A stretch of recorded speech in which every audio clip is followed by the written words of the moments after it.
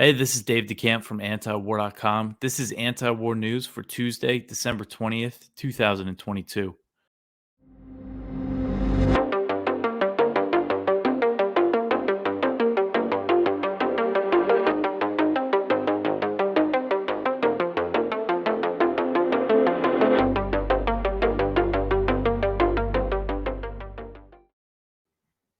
All right, the first story at the top of antiwar.com today.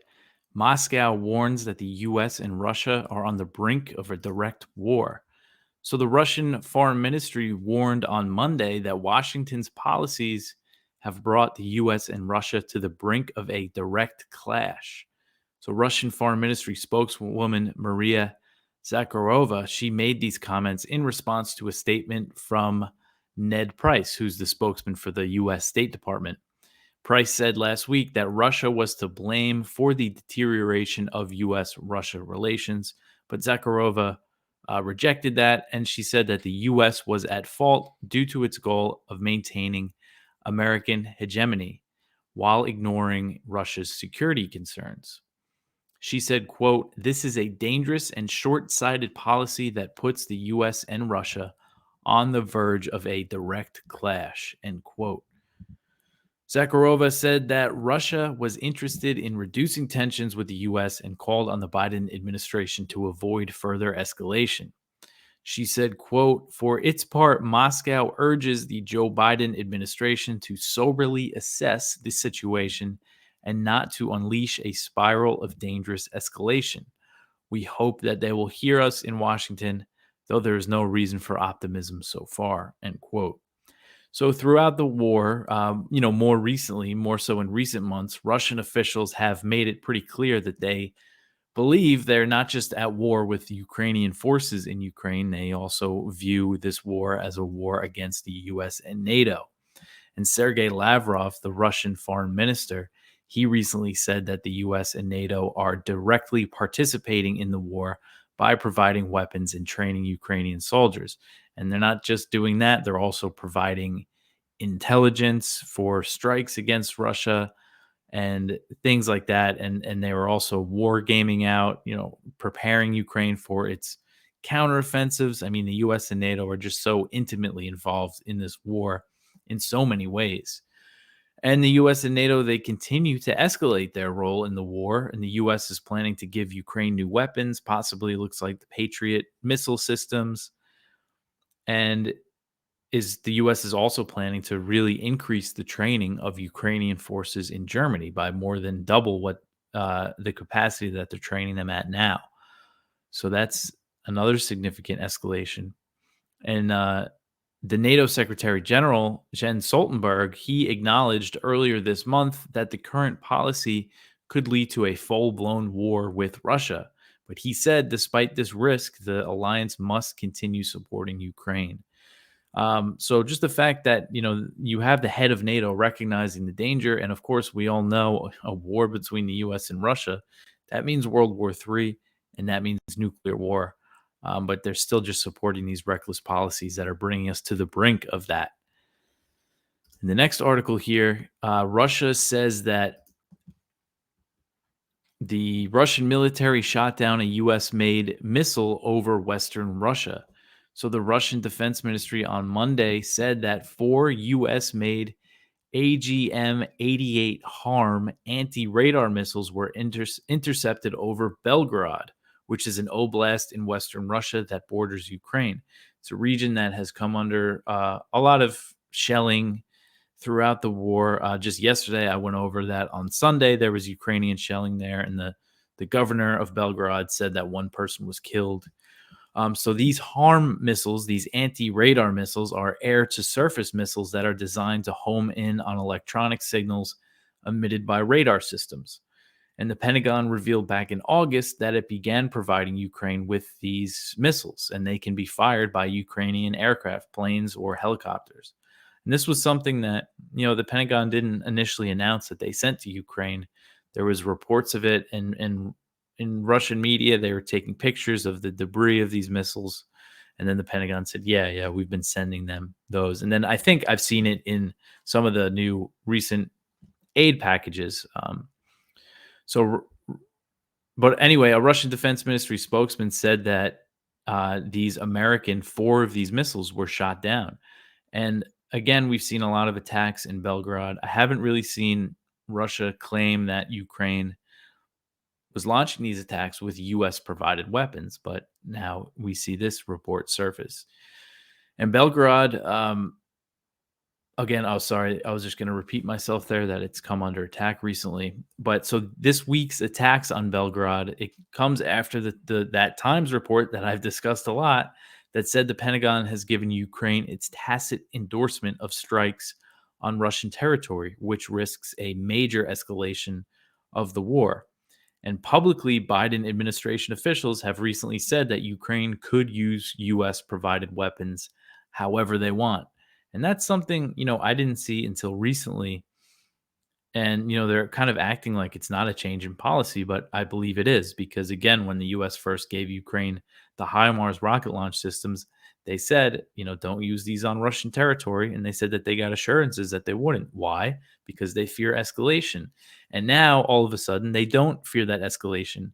And their whole reasoning is based on the fact that up to this point, Russia has not responded with nuclear weapons or by attacking a NATO country. So, I know I've been kind of hammering this point a lot lately, but I think it's really important. I mean, this is kind of the recklessness that we're dealing with. So again, this isn't confirmed that it was, U.S. harms missiles that were fired at Belgrade on Monday, but Russia is claiming it. And again, I haven't seen them say this. I could have missed it, because there have been a lot of attacks in this region, but I haven't seen them explicitly say that a U.S. weapon was used to attack this region. So this could mean another escalation. All right, the next article here, Russia and Belarus agree to strengthen cooperation. So Vladimir Putin, the Russian president, on Monday, he visited Minsk, the capital of Belarus, for the first time since 2019 to meet with Belarusian President Alexander Lukashenko, and the two leaders agreed to strengthen military and economic cooperation. Putin said that Moscow and Minsk would continue their joint military drills, which have increased since October when Russia deployed a force of about 9,000 troops to Belarus to help secure the country's border. Lukashenko back in October was saying that there were threats at the Ukrainian border, and then Russia went ahead and deployed this force. And Putin said that joint military planning is ongoing. They're going to continue these drills and increase cooperation. So Lukashenko, he allowed Putin to launch a part of his initial invasion of Ukraine from Belarusian territory. That's where they launched the part of the invasion that went towards Kiev in the north there. But so far, Belarus has stayed out, has not entered the fighting. Belarusian forces have not, entered Ukraine. And Putin's trip to Minsk stirred rumors that Russia was looking to bring Belarus into the war. That's what you saw all over Western media. That's what Ukrainian officials were saying. But the Kremlin rejected the idea. They called that speculation groundless fabrication. I guess there's always a chance that Belarus could enter the war, but right now there's no indication that that's what's happening here. And also, I don't think that would require, kind of opening another front because after they withdrew from the areas near Kiev, they totally pulled out of the north there. So if Belarus did enter the war, probably wouldn't be on their own. They would probably go in there with Russian troops. And I don't think right now, who knows, but I don't think that the Russians would want to open another front at this point. So Lukashenko, he part of the reason that I think Belarus allowed Russia to launch the invasion from its territory is because Lukashenko drew much closer to Putin in recent years after the US and the EU rejected the results of the 2020 Belarusian election, which saw Lukashenko win another term. So after the election, the US and the EU, they threw their support behind Lukashenko's opposition. The opposition leader, I forget her name. I think she's exiled. She's in one of the Baltic states. And, said that they support the protesters and they started imposing more sanctions on Belarus. So that naturally, as we see countless examples of this, drew Belarus and Russia closer together. Now, I can't say for sure that if it wasn't for that Belarus wouldn't have let Russia invade Ukraine from its territory, but that definitely made it more likely of a possibility. So for its role in allowing, Russia to launch the invasion from its territory, Belarus has also been targeted by the same sanctions that Russia has been hit with since the invasion of Ukraine. And Putin said that the two countries were working together to counter Western sanctions. He said, quote, "We are countering together the sanction pressure from unfriendly states and attempts to isolate Russia and Belarus on global markets. We are coordinating steps to mitigate the impact of unlawful restrictive measures on the economy of our countries. We are doing this fairly, confidently, and efficiently," end quote. So Putin has previously said that Western sanctions have sped up what they call the unification process of Russia and Belarus, as they are working now to implement a 1997 integration treaty. So, under this treaty that Russia and Belarus signed back in 97, known as the Union State, Russia and Belarus would integrate more. They would remain separate sovereign states, but their people would be able to get citizenship, Belarusians in Russia and Russians in Belarus. So they would be able to travel. They'll be able to travel freely over the border when this is all implemented. I'm not sure if they're there yet when it comes to the citizenship, but they're also looking at other ways to integrate. And, they signed this treaty in 97, and it was kind of put on hold for a while. But now, again, since they're facing this common pressure from the West, it's really speeding it up. And Lukashenko, he said on Monday that Russia and Belarus have made significant progress on almost all of the Union State projects, the things that they want to do to make this happen. But he did say that there is still a lot more work to do. So if you see the Russian and Belarusian statements together, they refer to the western border of the Union State, saying that it's under threat from Ukraine, and that's referring to Belarus, the Belarusian border. Okay, so the next article here, shifting over to China, House Republicans to pressure Biden on China with a new panel.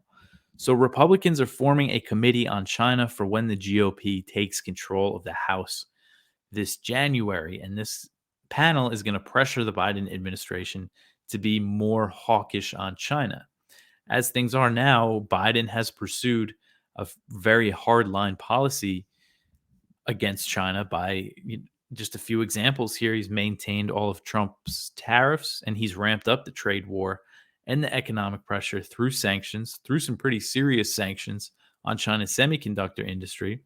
He's taking steps to increase support for Taiwan. He said that he would come to defend Taiwan if China attacked.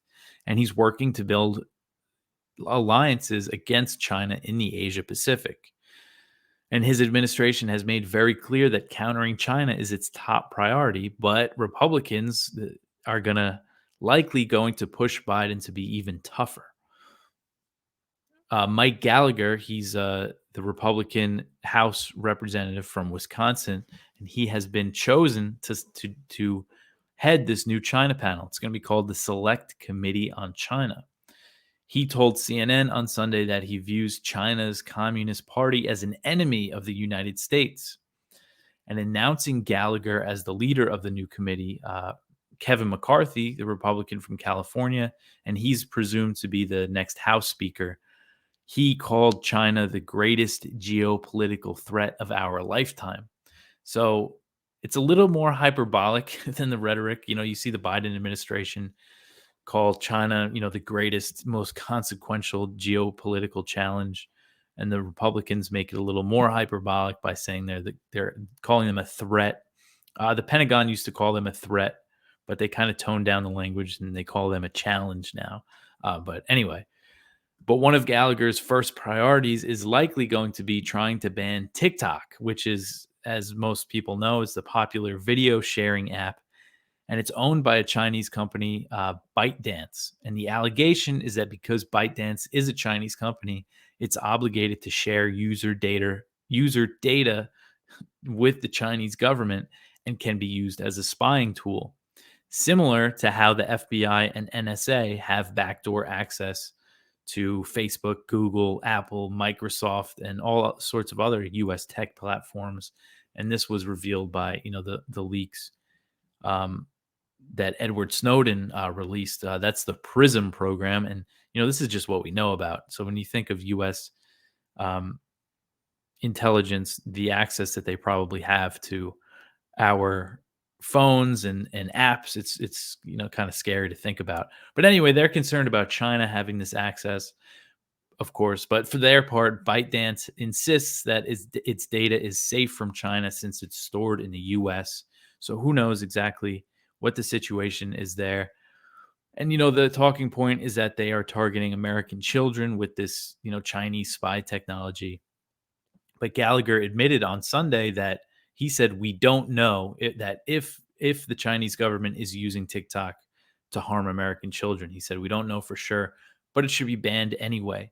And a bill to ban TikTok from U.S. government devices has passed through the Senate, but Republicans are looking to ban the app altogether. So that bill would not allow U.S. government employees to download TikTok on their phones. And another priority of Republicans is going to be to ensure that the Biden administration is enforcing sanctions on China. The administration enacted major export controls targeting China's semiconductor industry in October, which I just mentioned. And I need to kind of dig more into this because I used to really closely follow the U.S. economic measures against China, but then with the war in Ukraine, it's just been so much for me to keep up with that I kind of slacked on it. But from what I understand, these sanctions on China's chip industry are pretty major, and it's a real step towards economic decoupling, which would still take years and years because, of course, the U.S. and Chinese economies are so intertwined. But they are moving in that direction. So under these sanctions, they're really export controls. American companies can't sell certain things to China, so they can't build these more advanced microchips. But under these policies, exemptions are allowed, and U.S. companies can apply for exemptions to be issued licenses to sell to these Chinese companies. And Republicans are going to make sure that process is as strict as possible. They don't want to give Biden any leeway when it comes to his tough China policy. So we should expect tensions to grow with China, with the Republicans taking over the House even more than they are now. All right, the next one here. Speaking of U.S. intelligence agencies and social media, this is from Kyle Anzalone at the Libertarian Institute, and it's about the Twitter files and how the FBI pushed Twitter to suppress the Hunter Biden laptop story, and that they actually paid the company millions of dollars. So I haven't been following the Twitter files too closely. I kind of have a hard time reading like a Twitter thread. My attention span is just doesn't exist when I'm on Twitter. But I think it is important because it shows how the FBI was really trying to control and censor people and control the information that Americans were getting. So it has huge implications for the First Amendment and issues like that. So I'm just going to read what Kyle wrote. The intelligence community worked to ensure that Twitter would quash the New York Post's report on Hunter Biden's laptop. New internal documents released by Twitter show the company received over $3 million from the FBI in the run-up to the 2020 election. So this is Twitter Files Part 7. These were released by Michael Schellenberger, who I'm not sure who that is, but I know Matt Taibbi has done a few, and the one that he did just before this, more stuff about how involved the FBI is with how involved the FBI was with Twitter, really is pretty amazing. I mean, because this is pretty obvious. We knew that there was something like this going on behind the scenes, but just very involved. So one of the goals of the FBI's campaign was to censor content on the platform. High-ranking Twitter employees attended conferences with representatives from the intelligence community, and at the meetings, the executives were primed to believe Russia would use the platform to influence the 2020 elections. However, the documents released by Schellenberger show Twitter repeatedly told the FBI that they have no evidence of Russian interference. And this is big, has implications for Russiagate, which, was always clearly a lot of nonsense made up by the intelligence agencies. And here we have, all these warnings. I remember around this time of Russia trying to interfere, and Twitter saying, we don't really have the evidence of that. So after the New York Post dropped the Hunter Biden laptop story, Twitter officials concluded that the story did not violate the platform's policies. But one employee, James Baker, who previously worked at the FBI, pushed the company to determine that the Hunter Biden emails were hacked. Baker lacked proof of the assertion, and it was later confirmed that the emails were authentic and not stolen. So Twitter, if you remember that story, Twitter would prohibited users from even sharing a link to the article via direct messages. And the story exposed corruption within the Biden family. It was the October surprise. It was October 2020, and it got quashed by Twitter, and it's revealed that the FBI played a pretty big role in it. All right, so the next article here. We just left up the one from yesterday about the airstrikes in Somalia, just because it just gets such little attention. That I think, I hope more people come across that article. But the last news story we have here: Israeli airstrikes hit targets near Damascus. 2 Syrian soldiers wounded. So this was reported by the Syrian news agency Sanaa. And they said that Israeli airstrikes hit targets near the Syrian capital of Damascus on Monday night, and 2 Syrian soldiers were wounded in the strikes. The report said that some missiles were intercepted and that the strikes caused some damage, but they didn't specify what the targets were. It said that the Israeli Air Force launched the airstrikes from over the Sea of Galilee in northern Israel.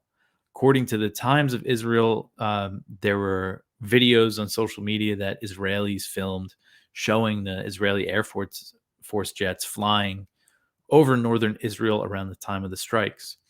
So Israel frequently bombs Syria, as I often cover, but they rarely comment on the operations in Syria, and they have not acknowledged Monday night's airstrikes. That's pretty typical that Israel doesn't comment. So earlier this month, Israeli airstrikes were reported in southern Syria, although those ones were not confirmed by Syrian media. But a few hours after the reports, the Israeli Air Force dropped threatening leaflets in that area of Syria, warning the Syrian military against cooperation with Hezbollah. And then last week, the head of the IDF said that Israel was responsible for bombing a truck convoy in November that was entering Syria from Iraq. And that was a rare acknowledgement of an individual airstrike in Syria. So they do come out, Israeli military leaders discuss their operations in Syria and say, we've hit them hundreds of times, but they just don't comment on specific strikes usually. And they always frame these operations as being against Iran and Hezbollah. But as was the case with Monday night's airstrikes, they often kill or injure Syrian soldiers, sometimes civilians, and they often damage civilian infrastructure. Recently targeted the Aleppo and Damascus international airports. So, this is part of the siege on Syria that the U.S. and Israel are both responsible for, because with the U.S., you have the economic siege, the economic embargo with the sanctions, and they also occupy about a third of the country by backing the Kurdish forces and keeping about 1,000 troops there. And that's where most of Syria's oil is, and that's also where most of their wheat resources are. So keeping very vital resources out of the Syrian government's hand, punishing Syrian civilians, depriving them of food. It's really expensive for them to heat their homes in the winter. Syrian civilians are really suffering because of this policy. And then you have Israel bombing Syria, every few weeks. It's a lot like the 1990s when the U.S. had Iraq under a no-fly zone, with the sanctions, the economic pressure, and the bombings. So it's a pretty similar situation. And I bet when it's all said and done, that the U.S. government, we're going to find out, is responsible for a lot of dead, innocent Syrian civilians because of this policy, this economic warfare against them. And they do tacitly back these Israeli airstrikes. But that's it for me for the news, at least. It's kind of slow. It's probably going to be a slow week with Christmas coming up. And it's Hanukkah now. So happy Hanukkah and Merry Christmas to everybody. But anyway, we have good viewpoints as always. We have one from Ron Paul about the Twitter files, and he says that the Twitter files make it clear that the U.S. that we must abolish the FBI. So go check that out. He's a really great writer, Ron Paul. We have one from William J. Store about the mainstream media and the U.S. military, kind of how the military, the media is basically just prints whatever the military and the government wants them to. We have one from Doug Bandow about the U.S. Philippines Mutual Defense Treaty. He's asking if it's like being shackled to a corpse by having that security guarantee over there for the Philippines. Daniel Larison over at his Substack, Threat Inflation is the Mind Killer. Just how the U.S. is worrying about China and Africa and just threat inflation in general. Then our spotlight is from George O'Neill Jr. over at the American Conservative. He asks if this is winning, and he cites the death toll of Ukrainian troops. Ursula von der Leyen, she's the EU European Commission president. She recently said that it was estimated that more than 20,000 civilians and 100,000 Ukrainian military personnel have died in the war. And then the European Commission, after backlash, later deleted these comments from the video recordings of her address.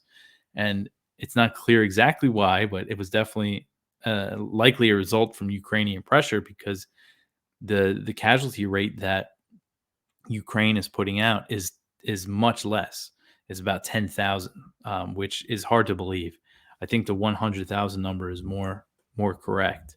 But that goes against the narrative in the West that Ukraine is winning this thing. But that's it. That's all the news. Go check out the Viewpoints. Go read the blog at antiwar.com. You could support us, antiwar.com/donate.